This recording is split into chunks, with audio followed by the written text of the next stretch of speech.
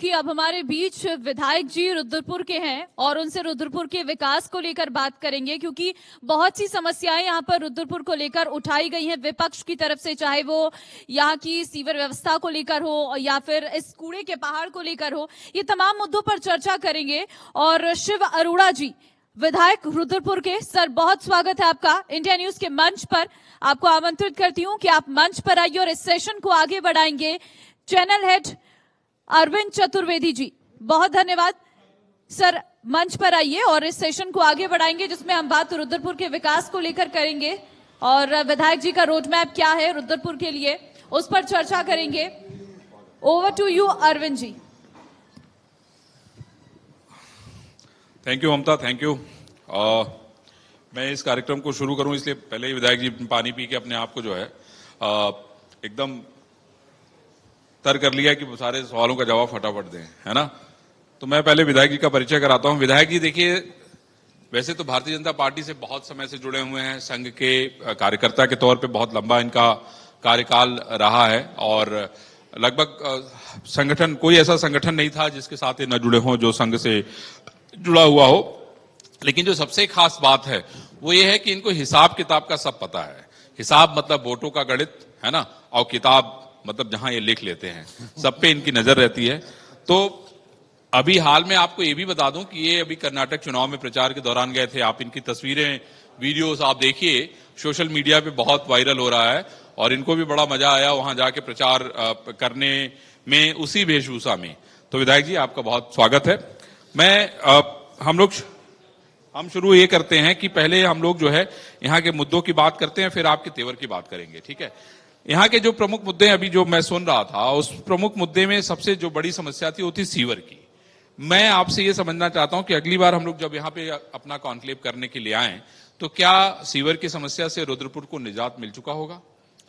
सबसे पहले तो अरविंद जी, आपकी इंडिया न्यूज जो चैनल है, आपकी पूरी टीम का बहुत बहुत स्वागत है, क्योंकि आप रुद्रपुर आए हैं और मैं रुद्रपुर का जनप्रतिनिधि हूँ। जी जी। तो मेरा दायित्व भी है आपके आतिथ्य के लिए जी। तो आपकी पूरी टीम का बहुत बहुत स्वागत। Thank you. ताली बजा दीजिए भाई, हमारी टीम की तरफ से ताली बजाइए। बहुत बहुत धन्यवाद आपको जी। और जहां तक आपने सबसे पहले चर्चा की सीवर की, यानी जल भराव की, जी, ये रुद्रपुर की बहुत पुरानी समस्या है। जी हाँ। ये रुद्रपुर में पिछले 15-20 साल से तो कम से कम हम ही देख रहे हैं, उससे पहले से जब 15-20 मिनट आधे घंटे की बारिश होती है तो एकदम से यहाँ पानी भर जाता है, ठीक है, और वो पानी की निकासी में फिर समय लगता है। अच्छा। जब भारी बारिश हो जाती है तो 2-2, 4-4 घंटे, एक-एक 2-2 दिन भी लगते हैं।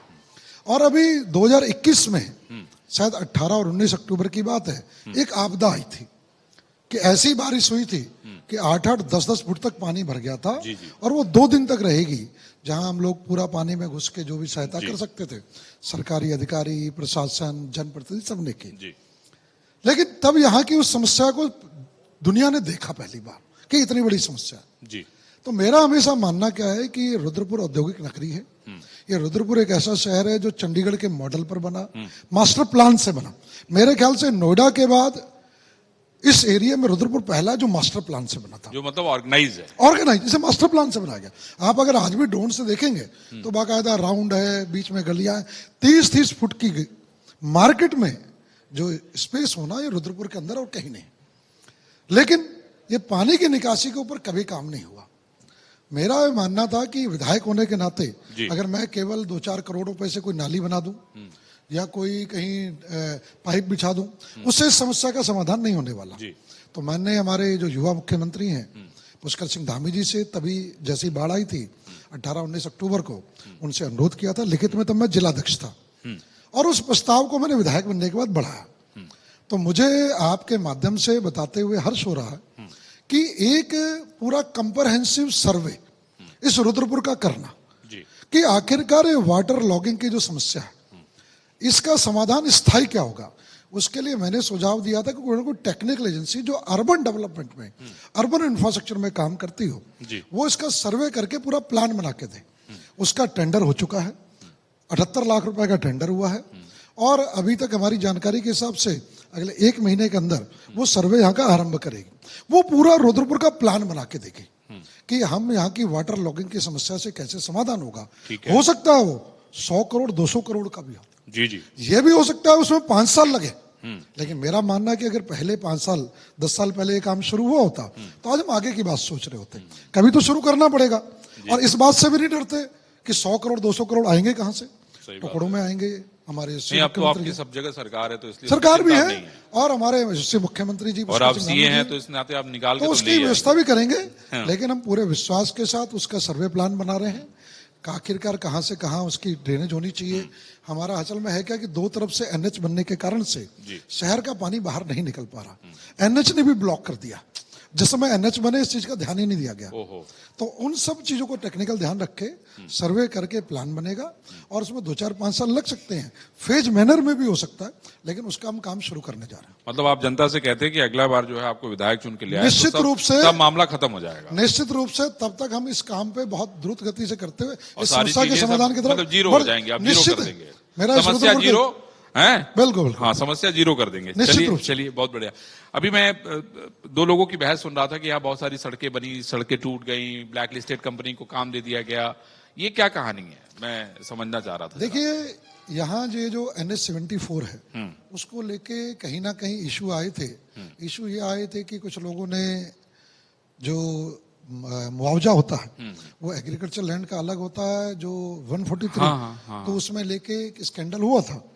लेकिन जो हमारी पिछली सरकार थी उसने बहुत गंभीरता से लेते हुए पहली बार ये हुआ कि IAS PCS जो है उन पे कार्रवाई हुई, सस्पेंड हुए, वो जेल गए। अच्छा, अभी भी उसमें कुछ बचा और हुआ अब है? उसमें जांच अंतिम चरण में चल रही है। अच्छा। कोर्ट की प्रक्रिया भी चल रही है, जांच भी चल रही है। तो ये पहली बार जो भाजपा की सरकार में हुआ था, और निश्चित रूप से जो दोषी उन्हें सजा मिलेगी। बढ़िया है। मैं एक चीज और भी देख रहा हूं कि आप जो है विधानसभा में बड़े अग्रेसिव रहते हैं, खासतौर पे लव जिहाद को लेके, हैं? देखिए, लव जिहाद को अभी जो हमारा गैरसैंण का सत्र था, तो मैंने विधायक होने के नाते ये विषय लिया था, लव जिहाद, लैंड जिहाद जी और जनसंख्या असंतुलन। जी जी। क्योंकि ये देवभूमि है उत्तराखंड, जी, और जी। पूरा विश्व बड़ी आस्था के साथ देवभूमि की तरफ देखता है। लेकिन अब मैं रुद्रपुर का विधायक हूँ। रुद्रपुर एक बॉर्डर सीमांत जी, हमारा जी। अब मुरादाबाद है, रामपुर है, बेहड़ी है, इससे हमारी सीमाएं लगती हैं। जी हाँ। तो स्वाभाविक रूप से यहाँ जनसंख्या असंतुलन में रुद्रपुर में भी बहुत तेजी से देख रहा हूँ। कुछ बस्तियां में देख रहा हूँ जहां पर आज से 10 से 15 साल पहले अगर हम देखा जाए कि समुदाय विशेष की आबादी बहुत कम थी, और आज देख रहे हैं वहां पर बहुसंख्यक समुदाय है ही नहीं, वो सारा का सारा वहां से चला गया। अच्छा, ऐसी ये कई बार क्या है, इतनी साइलेंट चीजें चलती हैं। और ऐसे पूरे अगर देवभूमि में तो देखें, आपको क्या लग रहा है कि यहाँ पे कोई ऐसा अभियान चलाया जा रहा है? अभियान निश्चित रूप से अभियान चलाया जा रहा है। कौन ये लोग चला रहे हैं? देवभूमि के जनसंख्या असंतुलन का, देखिए कौन चला रहा है इसके बारे में कोई बहुत क्योंकि नहीं, ये बड़ा सवाल मैं खड़ा बताता कर दिया हूं। ना आपने। नहीं, मैंने यही कहा कि आपने बड़ा सवाल खड़ा कर दिया कि भाई यहाँ पे बहुसंख्यक वर्ग को विस्थापित करके किसी एक वर्ग को लाने का काम अगर कर रहा है कोई, तो ये तो कोई साधारण मामला नहीं है ना, क्योंकि सरकार अब आपकी है, लोग सवाल तो आप ही से पूछेंगे ना। नहीं, जहां तक सरकार की बात है तो माननीय पुष्कर सिंह धामी जी के नेतृत्व में जी इस विषय को बड़ी गंभीरता से लिया गया है, और इस विषय पर बहुत तेजी से कार्रवाई चल रही है। एक चीज, दूसरा जनसंख्या असंतुलन है। नहीं, इसमें कौन कर रहा है ये भी तो बता दीजिए। मैं बता रहा हूं ना, हाँ देखिए जनसंख्या असंतुलन हम सब देख रहे हैं, लव जिहाद है। जी लव जिहाद योजनाबद्ध तरीके से इस्लाम को बढ़ाने के नाम पर जो हमारी भोली भालियां बच्चियां उनको बहलाना फुसलाना, रुद्रपुर में भी क्या रुद्रपुर ऐसी अभी- ऐसी घटनाएं हुई हैं? लगातार होती हैं। ये अलग बात है कि पुष्कर सिंह धामी की सरकार है, यहाँ का विधायक शिविर हो रहा है, हम उन घटनाओं पर तुरंत कार्रवाई करते हैं। ज्यादा नहीं, एक सप्ताह पूर्व ही एक जिसे कहते हैं मुस्लिम लड़का फैजान नाम का, और मुजफ्फरनगर का रहने वाला, पहले वो लड़की बन के फ्रेंड रिक्वेस्ट भेजता है, अच्छा, वो उससे दोस्ती करता, उसकी सारी जानकारी निकालता है, ओ, फिर राहुल बन के उससे वो दोस्ती करता और उससे चैट करता रहता है। चैट करते करते कहीं ना कहीं कुछ चीजें ऐसी वो उसके पास लेता कि वो ब्लैकमेल करने की स्थिति पे आता है। फिर वो फैजान उसे ब्लैकमेल करने की कोशिश करता।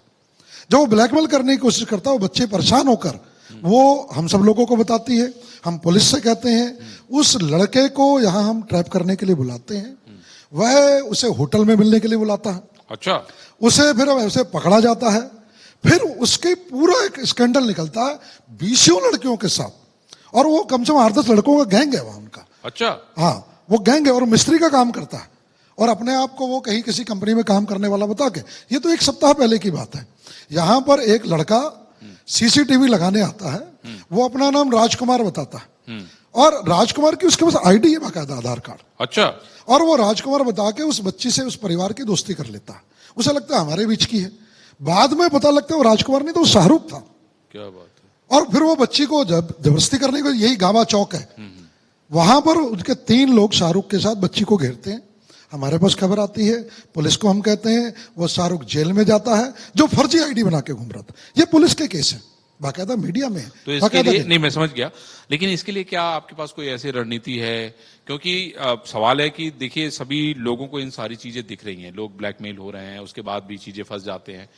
ये आप भी देख रहे हैं, मैं भी देख रहा हूं। मैं आपसे समझना चाहता हूं कि इस शिव जैसा आपका नाम है, जो विष पीने के लिए जाना जाता है ना, कहा जाता है कि भाई शिव जो है, शंकर जो है, सारे विष पी लेते हैं, है ना। मुझे ये बताइए कि इसके लिए क्या आपके पास कोई प्लान है?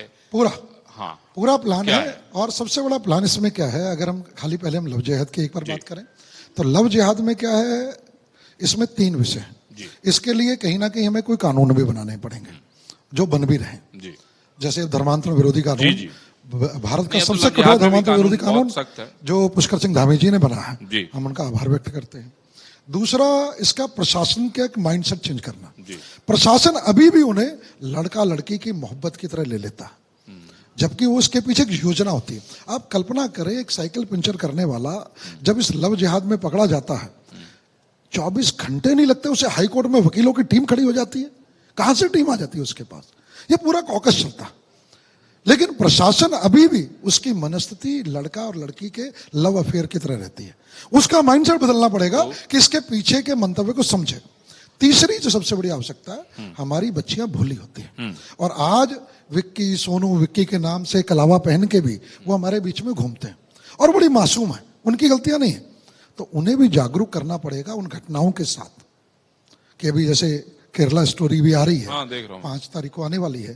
तो ऐसी उन्हें भी जागरूक करना पड़े, भाई तुम्हारे चारों ओर जो लोग हैं वो अगर सहज है तो ये सहज प्रवृत्ति है, दोस्ती हो सकती है, लेकिन कहीं योजनाबद्ध तरीके से इस्लाम पढ़ाने के नाम पर कोई सोनू, विक्की, टोनी के नाम पर कलावा पहन के कोचिंग क्लास जाते समय, स्कूल में आसपास घूमते समय, आपके कहीं आप सहेलियों के साथ जा रही हैं पार्टी, तो आपके चारों ओर तो नहीं घूम रहा। तो ये बच्चियों के बीच में भी जन जागरण। अब ये हमारी महिलाओं और हमारे अपने, मतलब आपका कहना है कि पहले जन जागरण भी, तो तीनों, जन जागरण, एडमिनिस्ट्रेशन के माइंडसेट को चेंज करना कि इसे सामान्य घटना ना माने, और कहीं लीगल कॉम्प्लायंसेज, कानून बनाना जो हमारे आदरणीय पुष्कर सिंह धामी जी ने बनाया। लोग यहाँ पे जनसंख्या असंतुलन के लिए कानून बनाने जा रहे हैं, अब क्या कर देंगे बताइए? तीसरी चीज, जहां तक लैंड जिहाद है, हाँ, हम देखते हैं, हम एक जगह धार्मिक यात्रा के लिए जाते हैं, उसके 4-5 साल बाद जाते हैं, सड़क के किनारे मजारें नजर आनी शुरू हो जाती हैं। कहां से आती हैं? आखिरकार आपने क्या कोई डेटा है आपके पास इसमें? डेटा अभी जो हमारे फॉरेस्ट है, फॉरेस्ट के डेटा में ही लगभग 1500 मजारों को आइडेंटिफाई किया गया। अच्छा, और कब बनी है ये? पिछले पहले इनकी तरफ ध्यान नहीं जा रहा था, अब यही इसमें कई तो 1.5 साल पहले बने, 2 साल बने। सरकार तो आप ही की है तो कार्रवाई चल रही है, पुष्कर सिंह धामी जी के नेतृत्व में बहुत तेजी से कार्रवाई चल रही है। तो लैंड जिहाद के खिलाफ चल रही है। जनसंख्या असंतुलन, रिमोट आप जनसंख्या बढ़वाना रोक देंगे? नहीं, देखिए ये तय है कि असंतुलन नहीं होने देंगे। तो कैसे असंतुलन? मैं वही तो पूछ ही रहा हूँ, भाई रोकेंगे तभी तो असंतुलन नहीं होगा। इसका है क्या कि पुलिस वेरिफिकेशन है, आइडेंटिफिकेशन है। अगर इस तरीके से कोई सरकारी जगह को कब्जा करते हुए आ रहे हैं, कुछ इस प्रवृत्ति से आ रहे हैं, तो इसमें होगा, और जरूरत पड़ेगी कानून भी बनाएंगे कि इस तरीके के तत्व आके इस देवभूमि के चरित्र, आध्यात्मिक चरित्र को जिसे कहते हैं छिन्न भिन्न ना कर सके। हमारे आस्था का जो हमारे केंद्र है उसे छिन्न मत, उसमें कानून भी बनेगा। और पुष्कर सिंह धामी जी इस पर काम कर रहे हैं, और इसी विषय को मैंने विधानसभा में लिया था, और हमारा आदरणीय पुष्कर सिंह धामी जी के नेतृत्व में निश्चित माने ये केवल राजनीतिक, ये कोई राजनीतिक विषय नहीं है, ये देवभूमि के चरित्र को अक्षुण्ण रखने के लिए ये सबसे महत्वपूर्ण विषय है, और देवभूमि का ये सबसे बड़ा एक एजेंडा है। बहुत बढ़िया। मैं समझता हूं कि शिव अरोड़ा जी जितने बढ़िया चार्टर्ड अकाउंटेंट हैं उतने बढ़िया नेता भी हैं, और इन्होंने बढ़िया तरीके से अपनी बात कह दी, कुछ भी छोड़ा नहीं, और ना मुझे छोड़ने लायक छोड़ा, मतलब इन द सेंस कि मैं कोई सवाल ऐसा छूटा नहीं। इन्होंने लव जिहाद, लैंड जिहाद और जनसंख्या असंतुलन जो इनका मेन मुद्दा था उसको लोगों को बताया। मैं भी यही कहूंगा कि जो प्रेम अविरल होता है उसका कोई छोर नहीं होता है। प्रेम की एक अलग परिभाषा होती है, लेकिन अगर कोई आपके साथ साजिश करता है तो वो गलत करता है। और मैं भी ये उम्मीद करूंगा कि शिव अरोड़ा जी का जो अभियान है ऐसे लोगों के खिलाफ वो जारी रहे, और ऐसे लोगों को आपको भी पहचानने की जरूरत है जो लोग इस तरह का काम समाज में कर रहे हैं, समाज को गुमराह करने का काम कर रहे हैं। शिव अरोड़ा जी, आपने अपना कीमती वक्त यहाँ पे दिया। मैं समझता हूँ कि हम लोग फिर जल्दी मिलेंगे और सारी चीजों को नियंत्रित करके मिलेंगे। जनसंख्या भी नियंत्रण रहेगा, लैब जिहाद भी कम रहेगा, लैंड जिहाद भी कम रहेगा, पानी भी सही तरीके से निकलता रहेगा और सड़क भी बनी होगी, है ना? Thank you very much. Thank you, बहुत बहुत धन्यवाद आपको। Co-powered by Amenity Public School, Diya Manota Prathamo Manishi. Co-powered by India Glycols Limited. Associate sponsor Rummy Culture, Champions ka Culture. Venue partner Hotel The Venus, a perfect word of comfort and luxury in style. Delhi Public School, service before self. Scholars Valley International School, to find and nurture